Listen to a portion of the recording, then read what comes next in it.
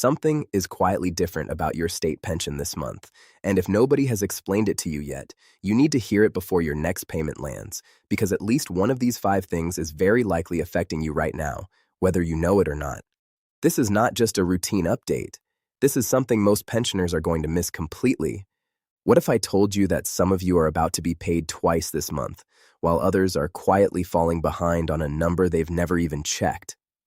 Right now, something is shifting inside the pension system, and almost no one is talking about all five parts of it at once.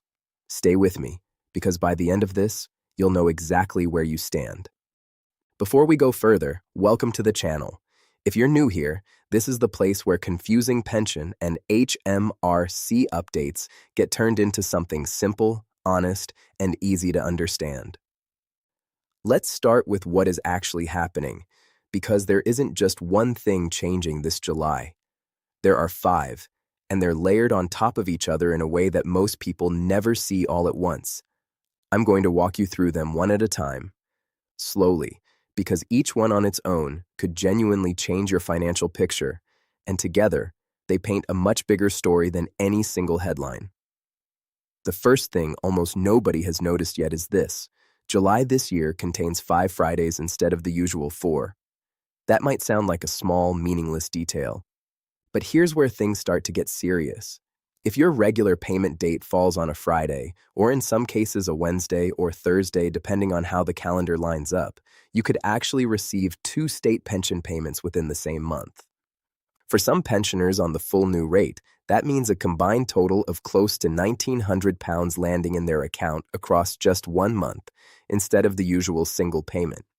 Now, before you get too excited, I need to say this clearly, because it matters. This is not extra money. It is not a bonus, and it is not a gift from the government.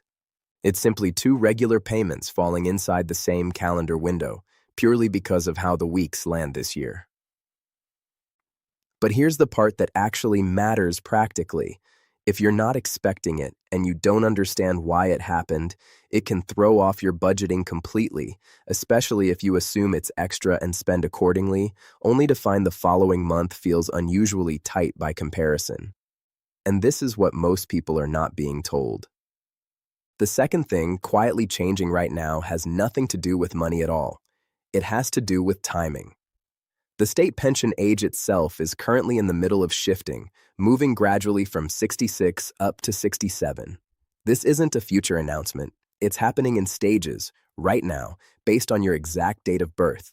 Some people who assume they'd be receiving their pension at 66 are discovering, sometimes only when they go to actually claim it, that their real date is a few months further away than they expected. A person born just weeks apart from someone else can end up with a completely different retirement date. If you haven't checked your specific date recently, this is exactly the kind of detail that quietly catches people off guard, not because they did anything wrong, but because the rules shifted underneath a plan they made years ago. But wait, it gets even more surprising. The third thing is something that could be silently reducing your pension right now, without you ever receiving so much as a letter about it. If you were self-employed at any point between 2015 and 2024, there is a real possibility that gaps or errors exist in your national insurance record from that period, gaps that could be quietly reducing your eventual pension by a significant amount, sometimes by thousands of pounds over the course of your retirement. This isn't a rare, isolated issue. It's affecting a meaningful number of people, often without them realizing, simply because contributions during self-employment aren't always recorded the same way as they are for employed work. And just when people think they understand this, they miss one key detail. You won't necessarily be told about this gap. It sits quietly in your record until you go looking for it yourself, which means the responsibility to check has landed on you, whether that feels fair or not. Now, this could affect your future in ways you didn't expect. The fourth thing is one of the most important updates in this entire list, and it's directly tied to something we've talked about before, the collision between the rising state pension and the frozen tax-free personal allowance. Here's the twist. It has now been confirmed that pensioners whose income from the state pension alone crosses that £12,570 threshold will not be taxed on it, as long as they have no other income. That's a genuine piece of relief for a lot of people who are bracing for an unexpected tax bill simply for receiving their pension. But stay with me, because this is where the story gets more layered, not less.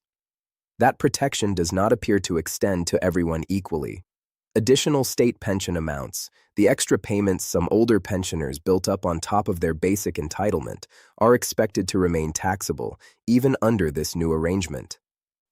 And the full details of exactly how this protection will actually operate haven't been completely laid out yet, which means for some pensioners, this is genuinely good news. For others, particularly those with additional pension amounts, the picture is still only half painted, and clarity is still coming. And here's the fifth thing, the one that ties every other point on this list together. Most pensioners simply do not know their real weekly number, the one that actually applies to them personally. Right now, there are two very different rates in the system. If you reached state pension age after April 2016, your full weekly rate is £241.30. If you reached it before that date, you're on the older basic rate, currently £184.90 a week, sometimes with additional amounts layered on top depending on your work history. Two different systems, two different numbers, and an enormous number of people who genuinely aren't sure which one applies to them, or whether they're even receiving the full amount they've actually earned. So how do you actually protect yourself against all five of these things at once? This is where it becomes simple, and honestly, quite reassuring, because every single one of these has a clear, practical response. For the double payment month, simply check your specific payment dates for July. Understand that it's a timing coincidence rather than extra income, and plan your monthly budget with that in mind so the following month doesn't catch you off guard. For the shifting pension age, look up your exact date of birth against the current phase timetable rather than relying on a plan you made years ago that may no longer reflect the current rules.